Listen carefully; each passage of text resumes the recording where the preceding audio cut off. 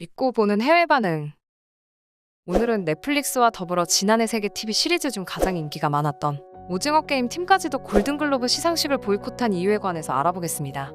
대한민국에서 골든글로브 시상식이 구설수에 오른 것은 한국인 가족의 미국 정착기를 다룬 영화 미나리가 미국의 양대 영화상 중 하나인 골든글로브 외국어 영화상을 수상했을 때였죠. 미국 영화지만 한국말 대사가 많다는 이유로 작품상이 아닌 외국어 영화상 후보에 오르면서 차별 논란이 있었는데요. 감독은 언어의 국적보다 진심이 중요하다는 수상 소감을 밝히며 차별에 관한 메시지를 던졌었죠. 그도 그럴 것이 1980년대 낯선 미국 땅으로 건너온 한인 이민자의 이야기를 다룬 영화 미나리. 그래서 미국 영화지만 주인공 가족들의 대사는 영어보다 한국어가 더 많습니다.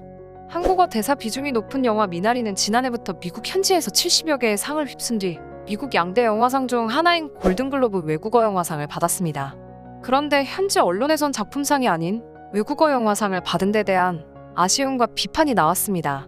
미국 이민자들이 경험하는 고난과 치유, 극복에 대한 보편적 감성을 다뤘는데도 대사의 50% 이상이 영어가 아니면 외국어 영화란 기준을 적용한 것은 일종의 차별이란 것입니다. 뉴욕타임즈는 미나리가 작품상 부문에서 경쟁조차 하지 못한 것은 잘못이라고 했고, CNN은 미국인 5명 중 1명 이상이 집에서 영어 아닌 다른 언어를 사용한다라고 지적했습니다. 이쯤에서 미국에서 거센 비판이 나왔는데요. 할리우드 외신기자협회 HFPA가 각종 스캔들에 휩싸이면서 현지에서는 골든글로브 시상식에 대한 보이콧 움직임이 일었죠. 지난해 5월에는 백인 위주의 회원 구성이 드러나면서 인종차별 논란이 일었고, 매회 백인 위주의 후보 선정으로 인종차별 논란까지 빚어왔죠. 87명의 소수의 회원으로만 구성된 HFPA는 소수정의 비공개 카르텔식으로 운영되며 그간 골든글로브 노미네이트를 위해 각종 접대를 받아왔다는 의혹부터 횡령 등 불투명한 재정 관리로 지적을 받아왔다고 합니다. LAT에 따르면 HFPA는 2019년 6월부터 1년간 회원들에게 $200만, 하나 약 22억 3,400만 원을 지급했다고 하는데요. 지난해 10월 열린 보조금 만찬에서 일한 3명의 회원은 하루 일당에 대한 보수로 각각 $8,000 하나, 약 900만 원이나 받았다고 합니다. 이 사진들도 매년 수만 달러 임금을 받아온 사실이 드러났고, 이외에도 HFPA는 영화 제작사나 연예인을 상대로 특혜를 요구해왔으며, 지난 2019년에는 30여 명의 회원이 영화 제작사 파라마운트의 협찬을 받아 파리로 호화 외유 출장을 떠났다고 하죠. 성차별 성희롱 논란도 있었습니다. 어벤져스 시리즈에서 블랙 위도우 역을 맡은 배우 스칼릿 조헨슨이 과거 HFPA 회원들로부터 성차별적인 질문을 받았고 성희롱을 당하기도 했다라고 폭로한 바 있죠. 불투명한 재정 관리로 인한 부정부패 의혹까지 불거졌고, 결국 할리우드 스타들을 고객으로 둔 배격의 홍보대 행사는 시상식 보이콧을 선언하면서 워너미디어, 아마존 스튜디오 등 주요 제작사도 보이콧에 동참했죠. 매년 시상식을 생중계한 MBC 방송은 올해 골든글로브 시상식을 중계하지 않겠다고 지난해 5월에 발표하죠. 넷플릭스 테드 사란도스 CEO는 HFPA가 협회 멤버들의 유색인종 증가를 위해 내부적으로 투표하여 증가시킬 것이라고 공언했으나 아직은 뚜렷한 변화가 없다. 근본적인 변화가 필요하다라고 강조했고, 이어서 아마존 스튜디오의 회장 제니퍼 살케 역시 골든글로브와 모든 관계를 끊겠다고 발표. 그들의 확실한 변화나 명확한 결정을 기다릴 것이라고 밝혔는데요.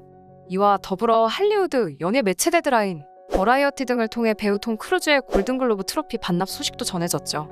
톰 크루즈는 골든글로브 시상식에서 영화 제리 맥과 이어 7월 4일생으로 나무주연상, 매그놀리아로 나무조연상을 수상하며 총 3개의 트로피를 품에 안았는데요.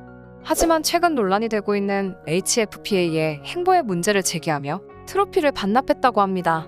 이러한 문제들로 현재 골든글로브의 존폐 위기가 찾아옵니다. 그제서야 오징어 게임의 나무주연상 후보의 이정재와 나무조연상 후보로 오영수 배우를 선정했죠. 과연 인종차별 문제로 존폐 위기까지 가지 않았으면 오징어 게임을 이 정도로 평가해 주었을까요? 미나리만 봐도 아니라는 걸 알 수 있죠.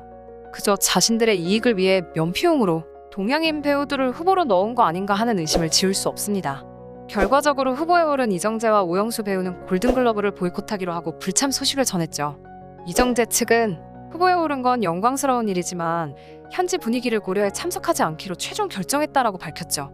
오징어 게임도 작품상 후보에 올랐지만 넷플릭스는 골든글러브 보이콧에 동참하기로 했고요. 이런 인종차별적인 시상식은 영화계 말고도 많이 있습니다. BTS도 그래미에서 가치평가를 절하당하며 주요 상들을 주지도 않고 들러리로 세우려다 전 세계에서 많은 비판을 받았습니다. 리더 RM은 외국에서 활동하며 많은 장벽을 느꼈다. 이런 장벽들은 명확한 것도 있고 눈에 보이지 않는 것들도 있다라고 고충을 털어놓았죠. 방탄소년단의 우울한 애버터로 빌보드 핫백에서 최다 1위를 기록하는 등 남다른 활약을 보였음에도 불구 올해의 레코드 후보에서 탈락했다는 데서 비판의 목소리가 다수 나왔죠. AP통신은 올해의 레코드와 올해의 노래 부문에서 소셜미디어와 음악 차트를 모두 석권한 몇몇 주요 싱글이 제외됐다며 더욱 놀라운 것은 BTS 버터가 패자를 맞았다는 것이라고 보도했는데요. 그러면서 한국 그룹 BTS의 버터는 올여름 메가 히트곡이지만 그래미는 단 한 개 부문 후보에만 BTS를 올려놨다고 지적했죠. 버터에 대해 AP통신은 올여름 메가 히트곡이었지만 그래미는 단 한 개 부문 후보에만 한국 그룹 방탄소년단을 올려놓았다라고 문제를 제기했죠. 생각한 것보다 미국에서 메이저 시상식에서 인종차별이 만연하기에 최근 부쩍 이러한 시상식의 비판이 거세지고 있죠. 미국에서도 한국의 작품과 스타들이 현지 인기에 맞춰서 정직한 평가를 받기를 기원합니다. 오늘 영상은 여기까지입니다. 재미있게 보셨다면 좋아요와 구독 눌러주세요.